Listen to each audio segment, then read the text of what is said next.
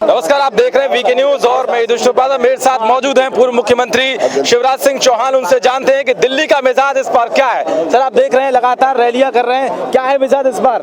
Bharatiya Janata party के पक्ष में अब लहर चल रही है जो आंधी के रूप में परिवर्तित हो रही है और शानदार बहुमत से हम सरकार बनाएंगे। और ये देख रहे हैं कि मध्य प्रदेश में अब तो सीए के खिलाफ प्रस्ताव भी पारित कर दिया कमलनाथ सरकार ने। कमलनाथ जी का कोई ताकत दुनिया की सीए को लागू होने से नहीं रोक सकती।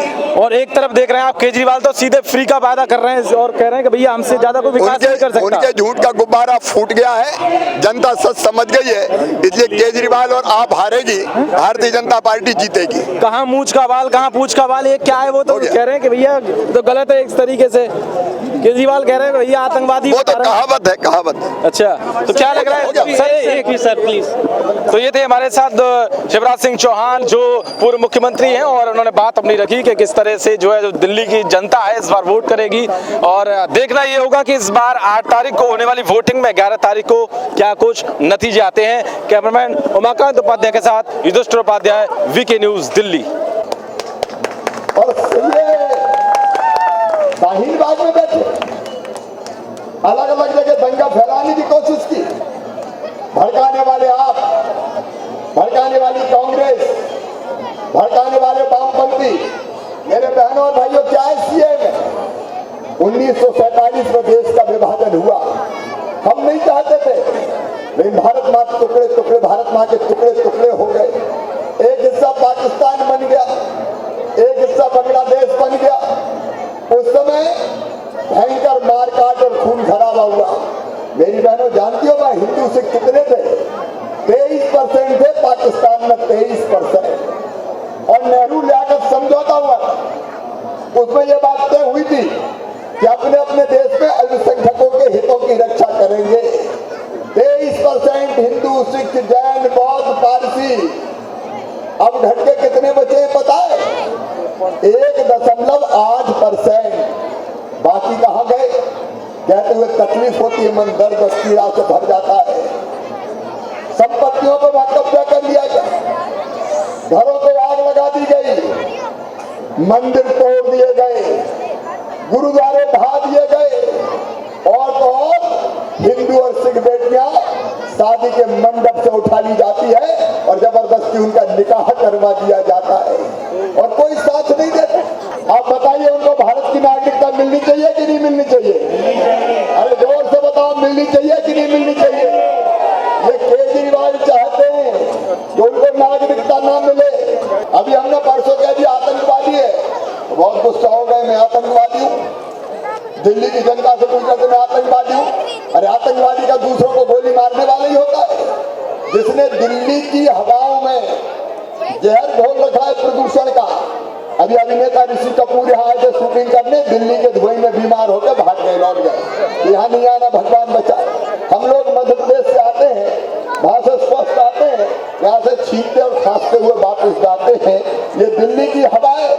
केजरीवाल साहब 5 साल पहले खांसा करते थे, मफलर गले में ही रहता था और 24 घंटे खे खे खे करते रहते थे। 5 साल में केजरीवाल साहब की खांसी तो दूर हो गई, पूरी दिल्ली की जनता जरूर खांस रही है। पूरी दिल्ली को बीमार तुमने कर दिया। दिल्ली का पानी गंदा है और हवा और पानी अगर साफ ना हो तो बताओ कोई बीमारी से बच सकता है क्या? अगर बीमार हम हो रहे हैं और गैस चैम्बर तुमने दिल्ली को बना दिया है, प्रदूषण के आतंक के साए में जी रहे हैं, तो प्रदूषण से मारने वाले केजरीवाल तुम आतंकवादी हो। जो दूसरों की जान ले वही तो आतंकवादी है। मेरे बहनों और भाइयों, क्या दे दिया जनता को? मैं पूछना चाहता हूँ, क्या दिया जनता को? बड़े बड़े पोस्टर जरूर दिए, जगह जगह हम दिल्ली में घुसे, जगह जगह पोस्टर लगे, फ्लैक्स। अच्छे गुजरे 5 साल और क्या लगे रहो केजरीवाल। अरे दिल्ली की जनता कर दी बदहाल, घर बैठ जाओ केजरीवाल। आपके नेता हो गए मालामाल।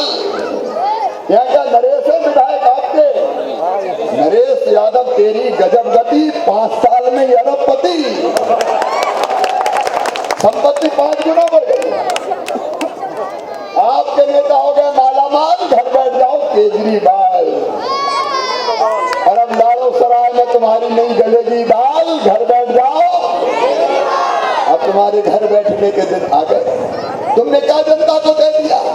इतना जरूर किया, जहां देखो टीवी खोलो केजरीवाल, अखबार पढ़ो केजरीवाल, और केवल दिल्ली में नहीं, मध्य प्रदेश में जब देखो तब केजरीवाल, टीवी में केजरीवाल, अखबारों में केजरीवाल। वहां तो अभी हालत हो गई कि जैसे ही टीवी में न्यूज आई केजरीवाल देखे, बच्चे कहते चैनल बंद करो, वही आ गया, फिर से वही आ गया, फिर से वही आ गया। आपकी गाड़ी कमाई, पसीने की कमाई का अरबों रुपया केजरीवाल ने विज्ञापन पे फूंक दिया। क्या दिया केजरीवाल, मैं पूछना चाहता हूं। अब आजकल जब पूरा देश जाग गया, यहाँ लाड़ों की सराय जाग गई है, मेरी माताएं बहनें जाग गई है, तो अब केजरीवाल घबरा रहे हैं, अब मायूस हो रहे हैं। पहले भगवान राम को मजाक उड़ाते।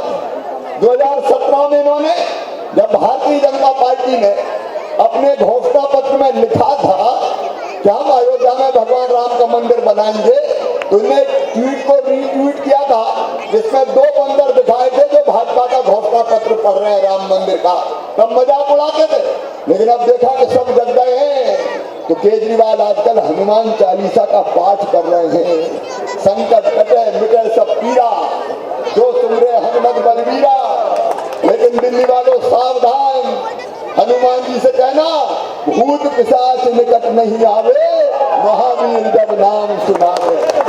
आजकल ये हनुमान चालीसा का पाठ कर रहे हैं। बताइए, जिन्हें भगवान राम का अपमान किया वो हनुमान चालीसा पढ़ने बैठे। अब केजरीवाल कहते आ जाओ अमित शाह, आ जाओ बहस कर लो। अरे अमित जी की और तुम्हारी कोई तुलना है? कहाँ हमारे अमित शाह, कहाँ हमारे अमित शाह? धारा 370 खत्म करने वाले, 3 तलाक खत्म करने वाले, सीए का कानून लाने वाले, और कहाँ दिल्ली की जनता को गंदा पानी पिलाने वाले केजरीवाल। अमित शाह की और आपकी कई तुलना है? अरे कहाँ मूंछ का बाल और कहाँ पूंछ का बाल, दोनों का कोई मुकाबला है? तुम दिल्ली को तबाह और बर्बाद करने वाले हो। मेरे बहनों और भाइयों, दिल्ली और महरौली अगर